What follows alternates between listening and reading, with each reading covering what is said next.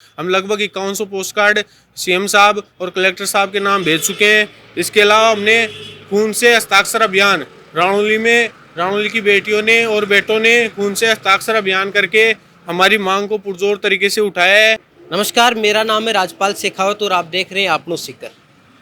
पलसाना उप तहसील कई सालों से है, लेकिन अब इसे तहसील बनाए जाने की मांग उठ खड़ी हुई है। हमारे साथ ऐसे युवा हैं जो लगातार इसके लिए संघर्ष कर रहे हैं और वो कोशिश कर रहे हैं कि पलसाना को अब उप तहसील के बजाय तहसील बना दिया जाए, ताकि यहाँ के लोगों को भी फ़ायदा मिल सके। और इसके लिए वो अपनी तरह तरीके से संघर्ष कर रहे हैं, अलग अलग कैंपेन चला रहे हैं। हमारे साथ आज पलथाना तहसील बनाओ संघर्ष समिति के संयोजक और बाकी की टीम हमारे साथ है, तो उनसे हम बात करते हैं और जानने की कोशिश करते हैं कि वो क्या संघर्ष पलसाना को तहसील बनाने के लिए कर रहे हैं और किस प्रकार से वो पलसाना को तहसील बनाने के लिए अभियान चलाएंगे। सबसे पहले हम बात करते हैं इस समिति के संयोजक सुभाष जी से। सुभाष जी, सबसे पहले दिमाग में एक ही सवाल आता है कि पलसाना उप तहसील तो पहले से है ही, तो आपके पास में यहाँ पे ऑफिस भी है, काम भी यहाँ पर होते हैं, तो अब आप क्यों चाहते हो कि पलसाना को उप तहसील से तहसील बना दिया जाए? वो ऐसी क्या समस्याएं हैं जो लोगों के सामने अभी आ रही हैं और तहसील बनने से उनका समाधान हो जाएगा?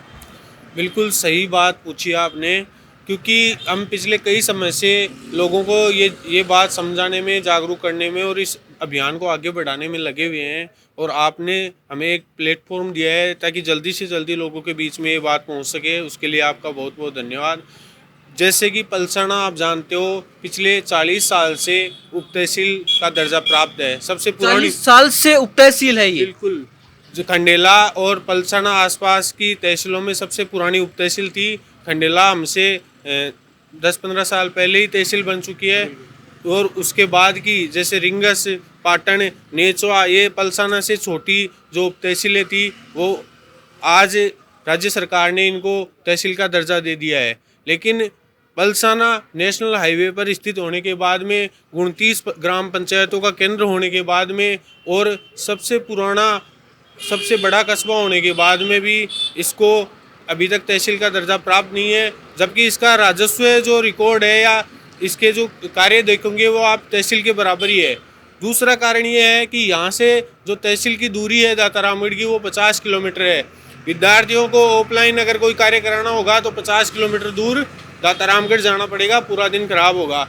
दूसरा, केसीसी से संबंधित अगर किसानों की समस्याएं होती हैं तो उसके लिए यहाँ के पटवारी को दातारामगढ़ जाना पड़ता है। उसमें पटवारी या तो 7 दिन का समय लेता है या किसान को परेशान होना पड़ता है। और महिलाएं तो जाना दूर की बात है, क्योंकि वहाँ तक पहुँचना काफ़ी डायरेक्ट कोई साधन भी नहीं है यहाँ से। सबसे बड़ी बात यह है, जो एक रोडवे चलाई थी हमने छात्र राजनीति के समय खाटू श्याम जी से सिक्कर तक की, उसके अलावा डायरेक्ट दातारामगढ़ का यहाँ से कोई साधन भी नहीं है पलसाना से। तो इन सभी समस्याओं को ध्यान में रखकर और जो वर्तमान में ज़रूरत है, क्योंकि सभी जो उप तहसील हैं वो तहसील में कन्वर्ट हो चुकी हैं। जब 8 जो विधानसभा क्षेत्र हैं उसमें एक समान नियम लागू हो रहे हैं, तो पलसाना के साथ ये भेदभाव क्यों किया जा रहा है? इस मांग को लेकर हम जल्द ही पहले भी विधायक महोदय को और उच्च अधिकारियों को अवगत करा चुके हैं। आने वाले समय में हम अगले महीने में मुख्यमंत्री महोदय से हमारा प्रतिनिधिमंडल मिलेगा और पलसाना को जल्द ही उप तहसील से तहसील बनाने की मांग उनके समक्ष रखेगा। देखिए, आपकी मांग बिल्कुल जायज़ है। यहाँ पे तहसील बनेगी तो यहाँ के लोगों को फ़ायदा मिलेगा। एक प्रकार से आपको एक अलग से अपना ही तहसीलदार मिल जाएगा, तो तहसील के जो काम है उसके लिए आपको दातारामगढ़ नहीं जाना पड़ेगा। लेकिन जैसे एक कहावत है, कहा जाता है कि कुछ पाने के लिए कुछ खोना पड़ता है। मैं उस कहावत को दूसरे तरीके से कहता हूँ कि कुछ पाने के लिए कुछ करना पड़ता है। तो अगर आपको भी यहाँ पे तहसील बनानी है तो इसके लिए संघर्ष तो आपको करना पड़ेगा। तो युवा हैं, आपसे उम्मीद भी की जाती है कि आप अपने इलाके के लोगों के लिए संघर्ष करें ताकि उप तहसील को तहसील बनाया जा सके। तो मैं थोड़ा सा ये जानना चाहता हूँ कि अब तक, आज की तारीख तक, आपने उप तहसील को तहसील में बनाने के लिए जो संघर्ष समिति बनाई है उसके माध्यम से आपने कौन कौन से संघर्ष किए हैं, उनके बारे में भी आप थोड़ा सा हमें बताएं। बिल्कुल, आप भी युवा होने के नाते आपने एक बहुत बड़ी बात हमारे सामने रखी है कि लीडर होने का मतलब ये नहीं है कि चुनाव लड़ना, जीत जाना, फिर घर बैठ जाना। ये हमारी राजनीति का मकसद नहीं है। हमारी राजनीति का मकसद है, लीडर वो होता है चाहे वो चुनाव लड़े या न लड़े, जनता के समस्याओं को और मुद्दों को सरकार के समक्ष पेश करता रहे, और जो सरकार है वो हमने ही चुनी है। तो हमारी सरकार के सामने हम ही अगर मुद्दे नहीं रख सकते तो फिर हमारा लीडरशिप का कोई मतलब नहीं है। इसलिए आपने बिल्कुल सही बात पूछी है। हम पिछले कई समय से इसके लिए प्रयास कर रहे हैं। हमने पोस्ट कार्ड अभियान भी मुख्यमंत्री महोदय के नाम भेजे हैं। हम लगभग 5100 पोस्ट कार्ड सीएम साहब और कलेक्टर साहब के नाम भेज चुके हैं। इसके अलावा हमने खून से हस्ताक्षर अभियान राणौली की बेटियों ने और बेटों ने खून से हस्ताक्षर अभियान करके हमारी मांग को पुरजोर तरीके से उठाया है। इसके साथ ही हम अलग अलग जनप्रतिनिधियों से इस मामले में बात करके एक संघर्ष समिति भी गठित की है, जिसमें आसपास की 29 ग्राम पंचायतों के सरपंच और जनप्रतिनिधि भी शामिल है। तो जल्द ही उनसे मिलकर हम सब इस मामले को पुरजोर तरीके से आगे उठाएंगे और हम जनता की उम्मीदों पर खरे उतरते हुए इस मांग को जितना हो सकेगा उतना जल्दी पूरा करवाने की कोशिश करेंगे। आपने अभी एक बात बताई कि खून से आपने लिखकर अपना जो कैंपेन है उसके लिए आपने अपनी मांग उठाई है, उसके बारे में थोड़ा सा विस्तार से बताइए कि मतलब खून से लिखकर क्या आपने क्या किया है सर? हमने जो खून से हस्ताक्षर अभियान चलाया उसमें जो अंगुली से खून निकालकर छात्राओं ने खून से हस्ताक्षर अभियान चलाकर पलसाना को तहसील बनाने की मांग रखी है, क्योंकि सभी प्रकार के विद्यार्थी, किसान और सभी प्रकार के लोग इस मांग से सहमत हैं कि पलसाना 40 साल से जब उप तहसील बना हुआ है तो तहसील बनाने में कहाँ दिक्कत आ रही है। तो इस मांग के लिए सारा दाताराम पलसाना के जो पंचायत समिति के सारे जो युवा हैं वो लामबंद हैं और वो किसी भी हद तक इस मांग को उठाने के लिए तैयार रहेंगे। और साथ ही मैं सरकार से भी निवेदन करूंगा कि वो जल्द से जल्द इस मामले की ओर ध्यान दे और हम युवाओं के लिए एक अच्छा उदाहरण पेश करके जल्द से जल्द इस मांग को पूरा करें। यहाँ पे सरकार कांग्रेस की है, विधायक भी अपने पास में कांग्रेस का ही है, तो ऐसे में क्या ये बेहतर नहीं है कि हम अपने विधायक से बात करें कि पलसाना है उप तहसील से तहसील बना दी जाए, क्योंकि अगर विधायक आपके साथ होते हैं तो आपका काम और भी आसान हो जाएगा। बिल्कुल, मैं यही बात कह रहा हूँ कि हमने पहले भी जब पलसाना पंचायत समिति का अभियान चलाया था उस समय नारायण सिंह जी जो उस समय विधायक हुआ करते थे, उन्होंने पुरजोर तरीके से ये बात रखी थी कि पलसाना को पंचायत समिति बनाना चाहिए। उस समय पलसाना पंचायत समिति पाटन चली गई थी और उन्होंने इसे दुर्भावनावश बताया था कि दुर्भावनावश पलसाना का हक छीन लिया गया। इसी प्रकार हम भी यही कह रहे हैं कि अभी पलसाना 8 तहसीलों में कांग्रेस के ही विधायक हैं, तो जब बाकी की तहसील उप तहसील बन चुकी है तो हमारे पलसाना से इस प्रकार का भेदभाव क्यों हो रहा है, उसी बात को लेकर हम दोबारा जो भी जनप्रतिनिधि हैं, विधायक महोदय हैं, मुख्यमंत्री महोदय हैं, उनसे मिलेंगे और इस बात को पुरजोर तरीके से रखेंगे। अब आपके माध्यम से भी हम तो विधायक जी के पास और मुख्यमंत्री की महोदय के पास ये बात पहुंचाना चाह रहे हैं कि जनता ने आपको वोट देकर चुना है, आप पे विश्वास कायम किया है, तो आप उस विश्वास को आगे बढ़ाने के लिए इस मांग की ओर जल्द से जल्द ध्यान दें। बिल्कुल, ये आपकी अच्छी बात है। आप लगातार अगर संघर्ष करेंगे तो आपका संघर्ष कामयाब भी होगा और पल थाना उप तहसील से तहसील बनेगी। एक चीज़ ये हमारे जानने में आई है कि पलसाना उप तहसील करीब 40 साल से ज़्यादा का समय हो चुका है और 40 साल पहले से राजस्थान में जो भी उप तहसील बनी है उनमें से लगभग ज़्यादातर मेरे हिसाब से शायद पलसाना ही बचा हुआ है जो अभी तक तहसील नहीं बना है। तो ऐसे में पलसाना को भी अगर उप तहसील से तहसील बनाया जाता है तो पलसाना के लोगों को फ़ायदा होगा, कि यहाँ के विद्यार्थियों को, किसानों को, हर एक आम जनता को फ़ायदा होगा। ये हमने सुभाष जी राव से बात की, उनकी राय जानी, वो क्या संघर्ष कर रहे हैं उसके बारे में हमने जानकारी ली। अब इसके अलावा हम संघर्ष समिति के जो बाकी सदस्य हैं उनसे बात करेंगे, साथ ही यहाँ के जो स्थानीय नागरिक हैं, जो लोकल लोग हैं, उनसे बात करेंगे कि जो तहसील की मांग है उसके बारे में वो कितना जागरूक है और उनकी क्या राय है।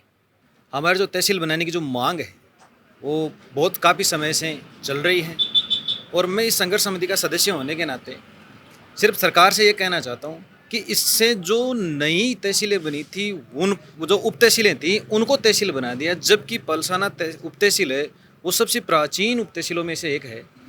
तो उसकी तरफ ध्यान न देकर अन्य उप तहसीलों की तरफ ध्यान देकर उनको बना दिया। ये तो पलसाना के नागरिकों और स्थानीय जनता के साथ बहुत बड़ा भेदभाव है। और हमारे जो स्थानीय नेता हैं उनसे भी हम कहना चाहते हैं, हमारे विधायक महोदय हैं, कि आप भी मुख्यमंत्री महोदय के पास ये मांग रखें और यहाँ की जो आम जनता है उसकी समस्याओं को ध्यान में रखते हुए इसको तहसील बनाने का प्रयास करें। हमारा सहयोग दें, क्योंकि यहाँ के जो किसान हैं वो कोई भी काम हो तो उनको दातारामगढ़ जाना पड़ता है। दातारामगढ़ जाने के बाद में वहाँ पता चलता है कि आज साहब आए नहीं, तो अगले दिन फिर जाना पड़ता है। 50 किलोमीटर की दूरी है, लगभग 100 से 150 रुपया एक बार आने जाने का किराया लगता है। दिन में साधन नहीं है, कोई पलसाने से डायरेक्ट दातारामगढ़ किसी प्रकार से आने जाने का साधन नहीं है, बीच में साधन बदल बदल के जाना पड़ता है, तो पूरा दिन खराब होता है, उनका काम भी नहीं हो पाता है। विद्यार्थीगण हैं वो अपने आधार कार्ड मूल निवास के लिए ऑफलाइन जब भी बनवाते हैं तो चक्कर काटते रहते हैं बार बार। तो इनसे आम किसानों का, विद्यार्थियों का, सभी का फ़ायदा होगा और उन्हें इतनी दूरी तय नहीं करनी पड़ेगी। इसलिए मेरा राजस्थान सरकार और स्थानीय विधायक महोदय हैं जो उनसे एक ही अनुरोध है कि पलसाना को जल्दी से जल्दी तहसील बनाने का कार्य करें। सबसे पहले आप सभी का धन्यवाद कि आप इस मांग को उठाने और इस मांग को लोगों तक पहुंचाने में हमारी मदद करें, इसके लिए आप सभी का धन्यवाद। जैसे कि पलसाना तहसील बनाओ संघर्ष समिति के संयोजक और बाकी मेंबर्स ने बताया, अपनी समस्याओं के बारे में अवगत कराया, उसी कड़ी में मैं आगे बताता हूँ कि अगर यहाँ पे अगर तहसील बनती है तो जैसे कि उन्होंने बताया कि छात्र हैं, किसान हैं, यहाँ का जो लोकल आदमी है, तो उनको एक तो जैसे कि यातायात सुविधा नहीं होने की वजह से जो लोग वहाँ जाके आते हैं, अगर उनका काम नहीं हो पाता तो बार बार उनको जाना पड़ता है, उस समस्या से निजात मिलेगी। दूसरा, यहाँ के क्षेत्र का विकास होगा। और अगर जैसे कि मुझे ये ज्ञात है कि यहाँ पे 29 ग्राम पंचायतें इस परिक्षेत्र में आती हैं, ये सारे अपने क्राइटेरियाज पूरा करती है तहसील बनने में। इतने साल से योग तहसील बनी हुई है, तो इसको पक्का तहसील बनाया जाना चाहिए और संबंधित विधायक को इस पर पूर्णतया ध्यान देते हुए अपनी मांगें, हमारी मांगें सरकार तक पहुंचानी चाहिए। यहाँ से 52 किलोमीटर पड़ता है दातारामगढ़, तो पब्लिक को आने जाने में बहुत परेशानी होती है।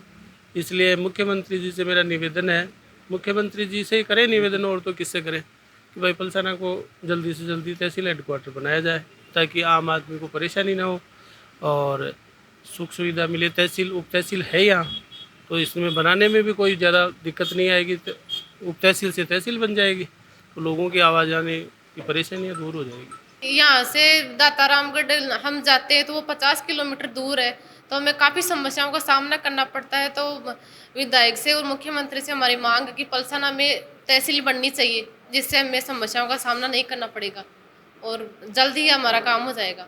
वो काफ़ी दूर रहता है दातारामगढ़। यदि पलसाना को तहसील का दर्जा दिया जाता है तो जो विद्यार्थी दातारामगढ़ जाते हैं और उनका जो काम नहीं हो पाता, यानी कि काम उनका 20 मिनट का होता है और लगते हैं 4 से 5 घंटे, यदि उसी समय को किसी दूसरे काम में लिया जाए तो अच्छा रहेगा। और जो यहाँ से दूरी भी बहुत है और प्लस जो यातायात की सुविधा है उसे भी यह वंचित है, यानी कि यहाँ से कोई यातायात की सुविधा उपलब्ध नहीं है। और यदि पलसाना को तहसील बनाया जाता है तो ये हमारे लिए परम सौभाग्य की बात होगी। धन्यवाद। इसको पलसाना को तहसील बनाने के बारे में बात हो रही है और ये 40 साल से उप तहसील रहा है, सबसे बड़ी तहसील रही है। और यहाँ से दातारामगढ़ तहसील 50 किलोमीटर दूर है, तो यहाँ से यातायात की सुविधा भी नहीं है, जाने में दिक्कत होती है। जैसे हम अब छात्र हैं तो उनको फॉर्म भरने में दिक्कत होती है, ऑफलाइन काम करने में भी दिक्कत होती है, टाइम ज़्यादा लगता है। इसलिए मैं सरकार से और विधायक जी से निवेदन करूँगा कि इस उप तहसील को तहसील बनाया जाए।